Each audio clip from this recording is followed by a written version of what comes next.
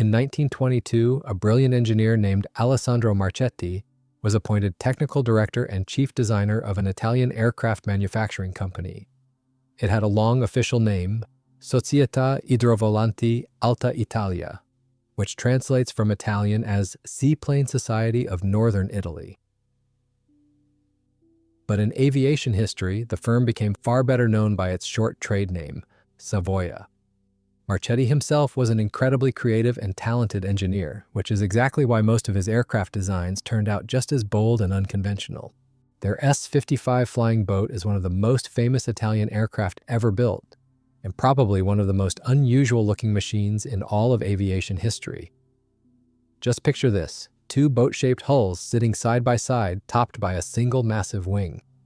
Stretching behind them are slender open frameworks holding up the tail assembly, which features 2 fins and no fewer than 3 rudders. And the engines themselves sit on a special pylon high above the center section of the wing. Can you picture that strange contraption? That's exactly what the legendary S.55 looked like. While it might look like something purely exotic at first glance, the chief designer meticulously thought out every single detail, and everything was perfectly suited to the complex missions this aircraft was built to handle. Almost immediately after Marchetti joined the company, the firm landed an important government contract to design what was called an open-sea torpedo bomber flying boat. The number one priority for this machine was excellent seaworthiness, the ability to handle rough waves with confidence. That's precisely why the designer chose a catamaran layout with twin hulls. Marchetti himself proudly called his creation an ocean-going aircraft. On top of that, this twin-hull design turned out to be incredibly practical for hanging heavy ordnance beneath the center section of the wing. The 2 short hulls were built entirely from strong hardwoods, mostly ash and Oregon pine, and clad in plywood. To make sure the aircraft was fully waterproof below the waterline, the skin was doubled up, with a special waterproof fabric sandwiched between the plywood layers. The distance between the center lines of the 2 hulls was about 14.8 feet, which gave it excellent stability on the water. Keep in mind, this was an era when biplanes with 2 sets of wings ruled the skies. Marchetti wasn't afraid to take a risk. He made his S.55 a monoplane, meaning it had just 1 wing with no external bracing. This enormous wing was made up of 3 sections, a center block and 2 detachable outer panels. Their internal structure was quite similar. A sturdy wooden frame covered in plywood. Internal bulkheads divided the wing into 18 completely watertight compartments. This was an ingenious solution. If one of the hulls sustained serious damage during combat or landing, these sealed compartments in the wing would help keep the aircraft afloat. The wing carried only ailerons for roll control, since aircraft designers barely thought about complex flap systems back then. From each of the 2 hulls, a long, open-frame boom stretched rearward. These booms joined together at the far end with a wide horizontal tail. As mentioned earlier, this tail carried 2 vertical fins and 3 rudders, with the 3rd rudder positioned right along the aircraft's centerline. A special system of bracing wires securely connected the tail assembly to the wing and hulls, making this entire complex structure much more rigid and durable. The result was what Marchetti called a frame, an exceptionally strong and reliable twin-boom system that could take a beating from the ocean. The engines had to be mounted so high above the wing for one simple reason, and to keep them safe from salty sea spray. These engines were arranged in tandem. The front one drove a tractor propeller that pulled the aircraft forward, while the rear one had a pusher propeller behind it. Since nearly the entire flying boat was made of wood, that meant production would be straightforward and, most importantly, cheap. The first prototype of the S.55 was assembled at the aircraft factory in the Italian town of Sesto Calenda, with design work beginning in 1923 and the first flight taking place in August 1924. This first machine was fitted with Fiat A12 bis engines, each producing 300 horsepower. These engines sat completely exposed on a special frame atop the tall pylon above the aircraft. The radiators for cooling the engines were mounted up front, just behind the forward propeller, positioned above and below its axis. As for armament, the designers included 2 .30-caliber machine guns, one in the rear of each hull, so gunners could fend off attacks from behind. Under the center section of the wing, the aircraft could carry its main punch, heavy bombs, a torpedo, or even sea mines. Standard ordnance options looked like this: one massive 1,760-pound bomb, or two 1,100-pound bombs, or four smaller 550-pound ones. Instead of bombs, the crew could load a full-sized naval torpedo. During initial testing, this twin-hull giant managed to reach a top speed of 118 miles per hour. Sure, by modern standards, those numbers aren't exactly impressive, but for a large, heavy-flying boat of that era, it was a very respectable result. Plus, there's an important detail to understand. Back then, dropping torpedoes at high speed just wasn't possible, so blazing speed simply wasn't necessary. The military liked the machine, and the aircraft was sent for further evaluation with a reconnaissance squadron in Venice. Soon, a second S-55 was built, this one fitted with even more powerful Lorraine Dietrich LD-12 EB engines rated at 400 horsepower each. Swapping out the power plant added roughly 12 more miles per hour to the top speed.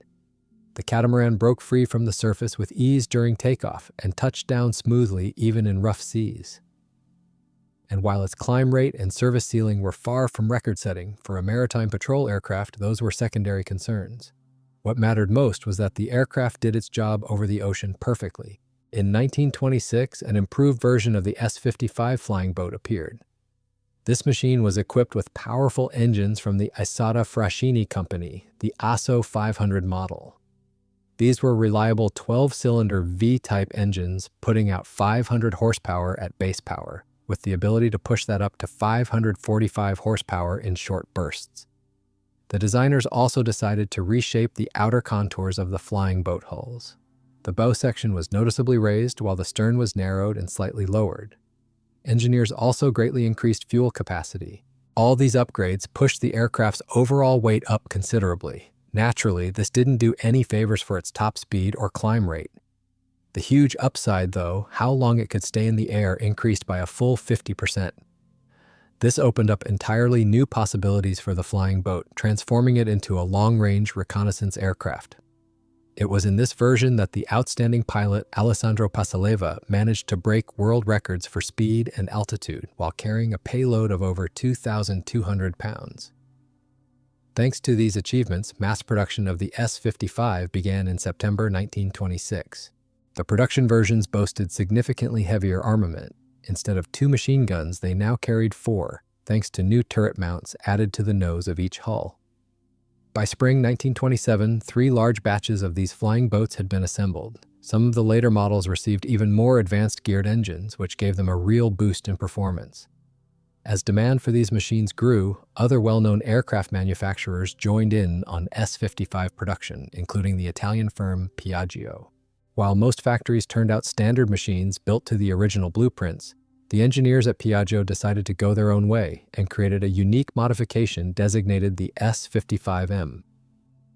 The big innovation here was a mixed construction approach, combining traditional materials with all-metal hulls. This forward-thinking design was developed by 2 men who would go on to become legends of Italian aviation, the talented designers Giuseppe Gabrielli and Giovanni Pena. The aircraft's high reliability quickly caught the attention of adventurers. In 1926, Brazilian pilot João Ribeiro de Barros chose an S-55 flying boat with ASO 500 engines for an incredibly ambitious mission, flying across the entire South Atlantic. In October, his crew departed from Italy and, after stops in Spain and Gibraltar, headed for the Cape Verde Islands. There, though, their luck ran out. Serious mechanical problems kept the aircraft grounded for repairs all the way until April 1927. When the crew finally attempted to complete the remaining stretch of the difficult route, more problems forced them to make an emergency landing right in the open ocean. History also remembers far more successful missions, though. That same year of 1927, the Marquis Francesco de Pinedo, an Italian colonel, pulled off an incredible double transatlantic crossing. For this historic flight, he used a production S-55 stripped of all weapons to save weight. His aircraft was given the proud name Santa Maria. In mid-February, the aircraft took off from the island of Sardinia, flew over Spain and Senegal, and finally reached the coast of Brazil safely. The Marquis didn't stop there, though. He continued on to the United States of America. There, de Pinedo kicked off what became a full-on victory tour of the country, making dramatic landings on local rivers and large lakes. The remarkable Italian flying boat and its crew caused an absolute sensation among Americans. Enormous crowds showed up from all over to see this marvel of engineering up close. This wild popularity is exactly what doomed the Santa Maria, though. During a stop at Roosevelt Lake near Roosevelt Dam, Arizona, a carelessly dropped cigarette or match ignited spilled fuel on the water. The resulting fire completely destroyed the aircraft. However, the Italian government didn't abandon its hero and promptly sent him an identical new flying boat, fittingly named Santa Maria II. With his new aircraft, the Marquis continued his journey, flying along the eastern seaboard of the United States and Canada before heading on the long road home. The replacement aircraft had far worse luck than its predecessor, though. During the crossing, critical malfunctions forced the crew to make an emergency landing in the open sea, roughly 200 miles from the Azores. Fortunately, a passing steamship crew spotted them in time, took the damaged flying boat under tow, and brought it safely to the nearest port. After a quick repair, the aircraft continued on its way and finally returned to its native Italy via Lisbon, wrapping up this epic journey in mid-June. In total, during this journey, De Pinedo's courageous crew covered an impressive distance of about 29,000 miles. This unprecedented flight instantly made the S-55 flying boat world famous and proved its enormous potential. Francesco de Pinedo himself earned the proud nickname Marco Polo of the airways back home. Later on, the S-55 served as the platform for countless expeditions and demonstration flights. For example, in 1928, Italo Balbo led a massive aerial tour across the western Mediterranean countries. Just imagine the sight. Behind his lead aircraft, 60 more planes filled the sky, an aerial armada. This grand squadron included the famous S-55 and S-59B as flying boats. In the summer of that same year, 1928, these rugged machines proved their worth in rescue operations as well. Renowned aviators Umberto Maddalena and Stefano Cagna flew their S-55 to join the extremely difficult search for General Umberto Nobile's aerial expedition, which had gone missing in the harsh Arctic. The brave pilots managed to pull off something nearly impossible. They located the survivors' camp and reached it. However, their aircraft simply couldn't land on the ice floe. The wooden fuselage construction simply wouldn't have survived a hard belly landing, and this flying boat wasn't designed for ski landing gear. A whole series of remarkable S-55 flights is closely tied to one name, Italo Balbo. This ambitious politician was unexpectedly appointed to a senior position in the Italian aviation ministry. Balbo had no intention of being just another desk bureaucrat. He completed a full flight training course and earned a real pilot's license. A brilliant organizer, he planned and carried out numerous record-setting flights to promote Italian aviation. For instance, he participated in one of the famous Mediterranean cruise formations. In 1928, Balbo led the Western Mediterranean cruise of 61 seaplanes around the Iberian Peninsula. A year later, a squadron of Italian flying boats flew to Odessa. Then, in December 1930, General Italo Balbo took on an even more ambitious project. He led a group flight of S-55 aircraft across the South Atlantic. Specifically for this grand mission, the manufacturer prepared a batch of flying boats in a new variant designated the S-55A. Structurally, they mirrored the military versions, but carried no armament whatsoever, since this was a civilian demonstration flight. To cross the ocean, fuel capacity was more than doubled, reaching 1,432 gallons compared to just 542 gallons on the standard military versions. The S-55A received more powerful Fiat A22 engines, producing between 560 and 610 horsepower. The stern section of these flying boats was also reshaped with smoother contours, similar to the well-known S-55M variant. 12 machines, plus 2 spares, departed from Italy for this long journey, divided into 4 groups, plus 2 command aircraft, a primary and a backup. All the aircraft carried civilian markings, specifically the crew commander's surnames. Each machine carried a crew of 4, 2 pilots, a navigator, and a flight engineer. Unfortunately, this complex transatlantic crossing didn't go off without losses. 3 flying boats were destroyed during the mission. 1 caught fire during takeoff in Guinea, Africa. 2 other aircraft were forced to make emergency landings in the open ocean. Fortunately, their crews were rescued in time by passing ships. The remaining machines touched down in the Brazilian city of Natal on January 6, 1931. A little later, on January 15th, they made it to Rio de Janeiro without further incident. The total length of this impressive route exceeded 6,462 miles. The aviators returned home aboard a passenger steamship, since the Brazilian government bought all their seaplanes right when they arrived. Italo Balbo came back to his homeland a hero, further cementing his reputation as Italy's most famous aviator.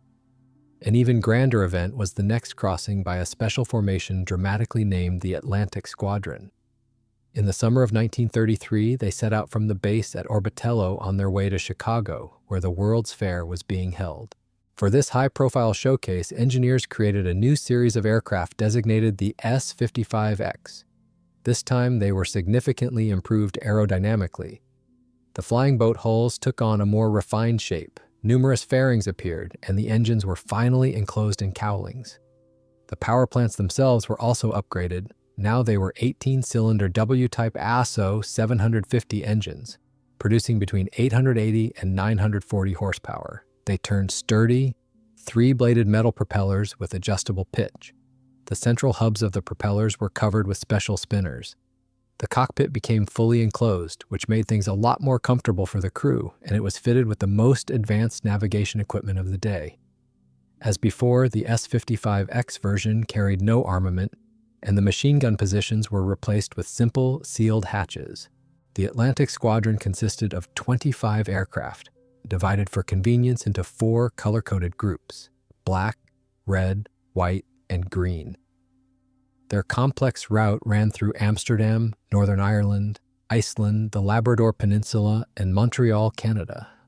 To ensure safety, several ships escorted and supported the pilots over the ocean, and a weather station was specially set up in Labrador. The entire incredible route of 6,077 miles was covered in 48 hours and 47 minutes of actual flight time. Their average speed was 124.5 miles per hour. After Balbo's squadron flew ceremonially over the cheering crowds in Chicago, it departed on the return trip a few days later. This time the route ran through New York, Newfoundland, and the Azores. Sadly, in the Azores during takeoff, one of the aircraft crashed, killing a crew member. Ultimately, on August 10th, 23 flying boats arrived in Lisbon, Portugal, and on August 12th, they triumphantly returned home. In just 43 days, the seaplanes covered an incredible 11,501 miles. A full military variant of the S-55X also existed on paper. The only difference from its transatlantic siblings was the addition of bomb racks and machine gun positions placed in the same familiar locations as on previous versions of the flying boat. Now each gun position was designed to hold 2 machine guns.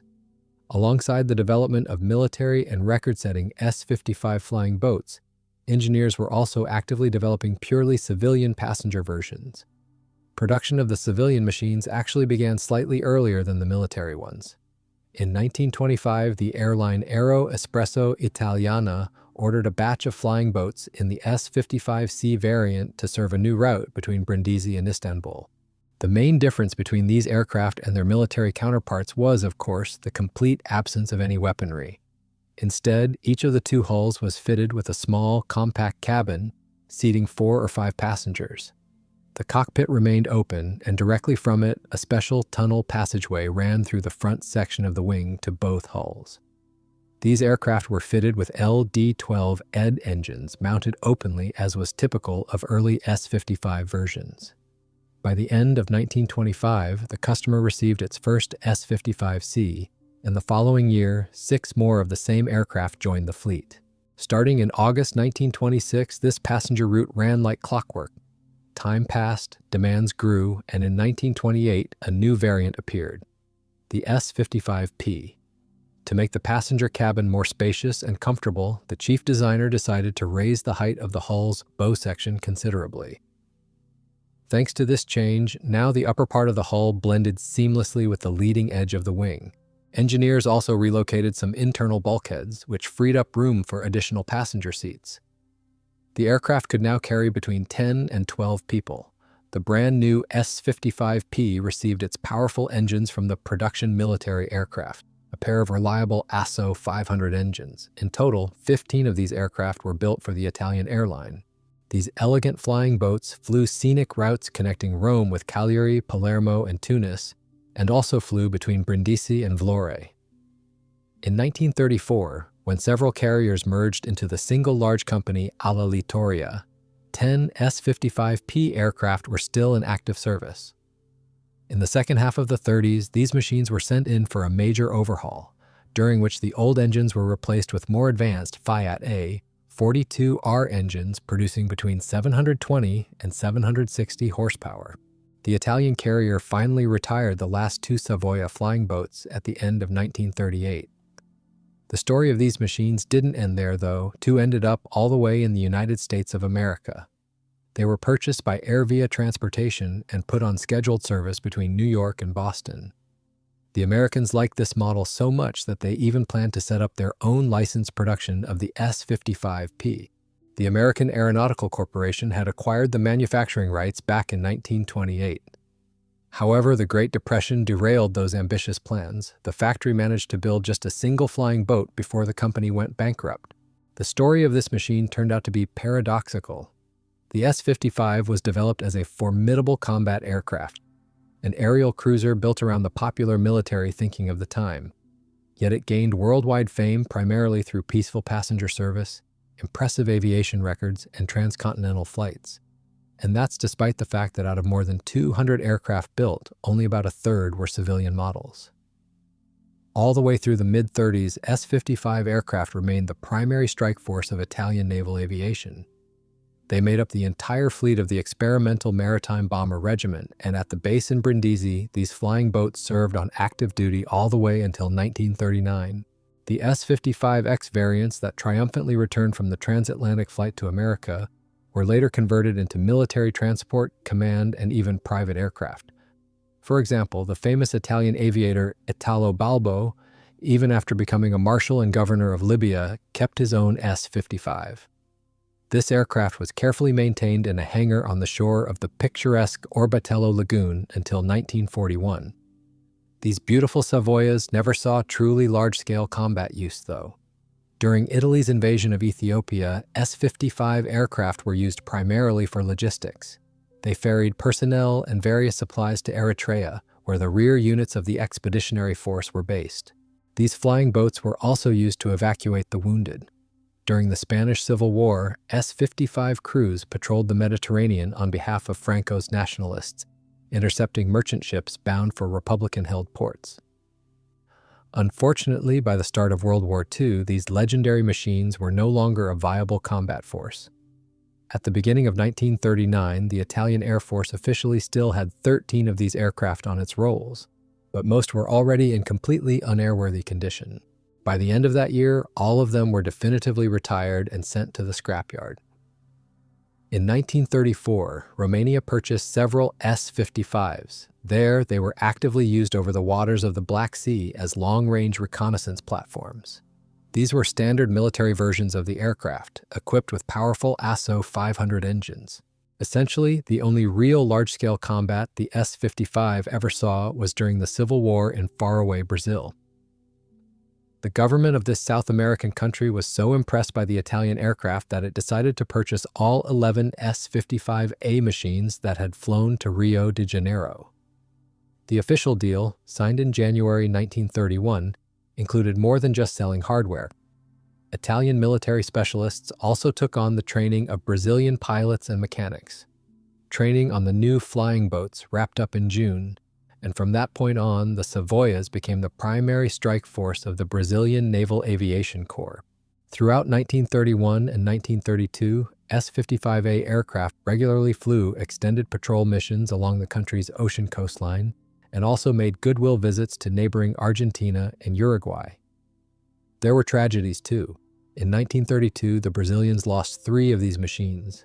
2 collided fatally in midair, and another flipped over during a botched water landing and sank.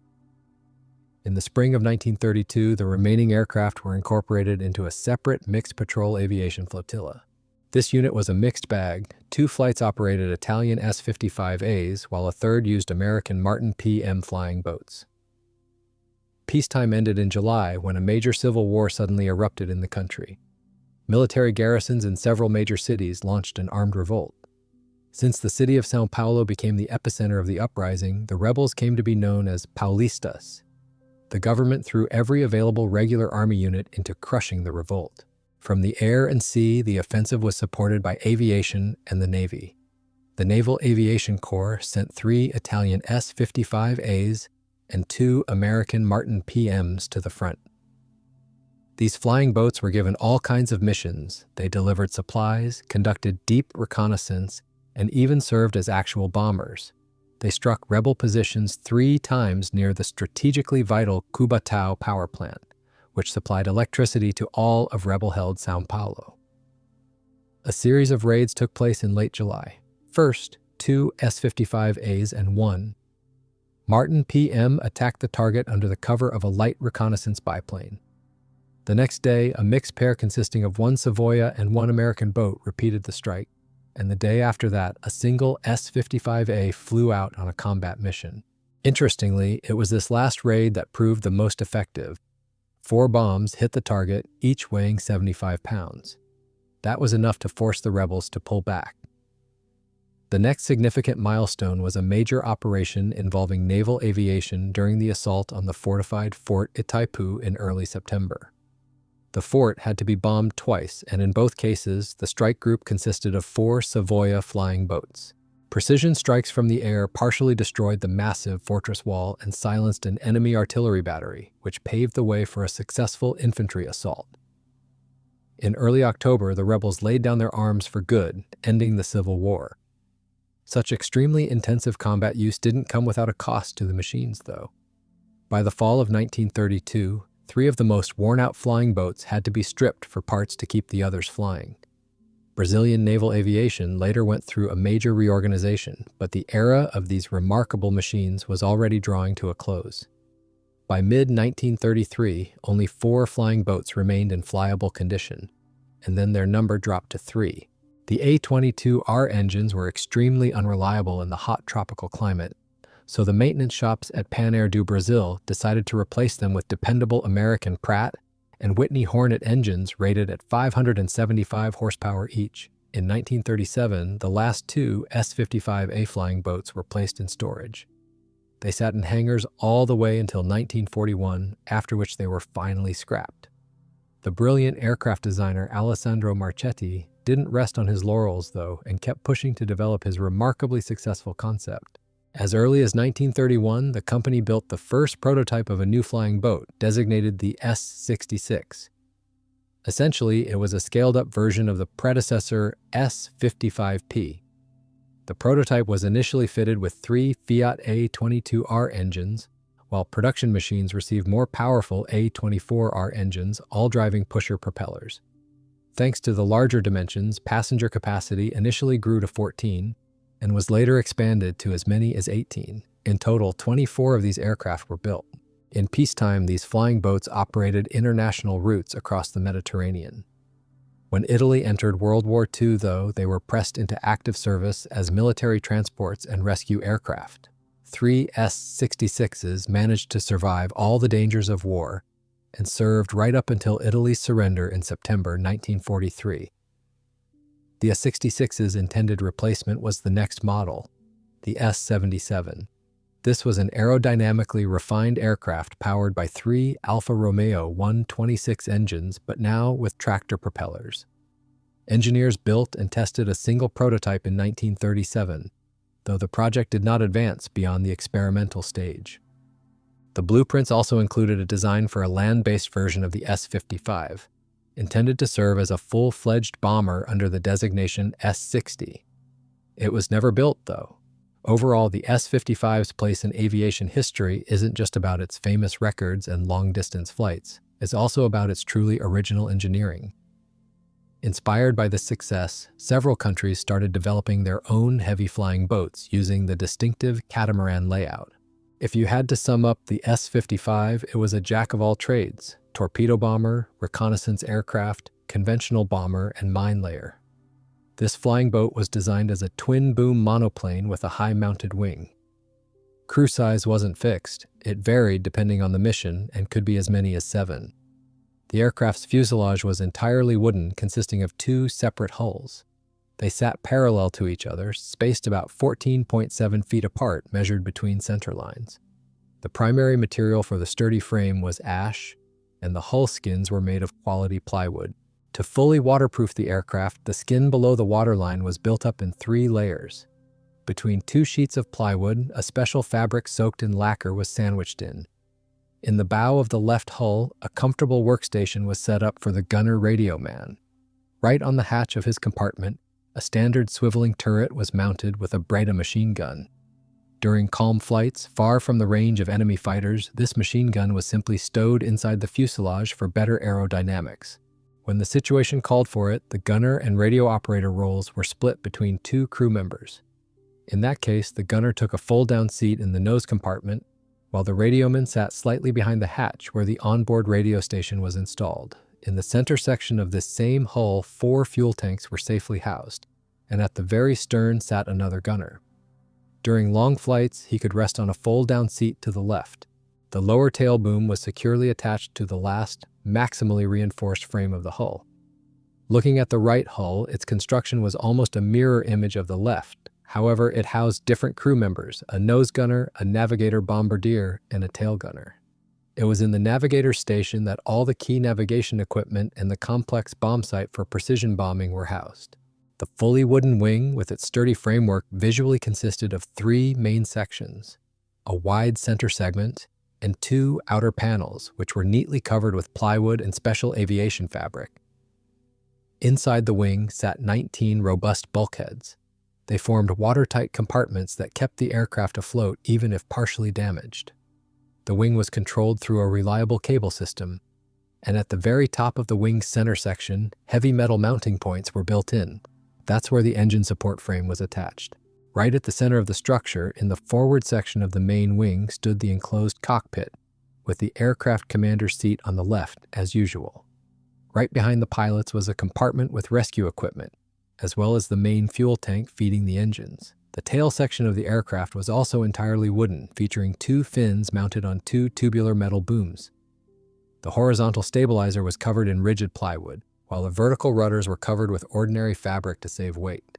To make the aircraft's structure strong enough to withstand the stresses of flight, engineers reinforced it with an elaborate system of steel bracing wires. At the heart of this machine were 2 powerful 12-cylinder Esada Fraschini Asso 500 engines, each producing 500 horsepower. They were mounted one behind the other in a tandem arrangement. The way it worked was fascinating. The front engine pulled the aircraft forward with its propeller, while the second one, positioned right behind it, pushed from the rear. Between them, the designers squeezed in an oil tank and the engine controls. Up front, just ahead of the first engine, sat the cooling radiator. The engines had no cowlings at all and sat completely exposed to the open air. The propellers themselves were carved from solid blocks of wood and had only 2 blades each.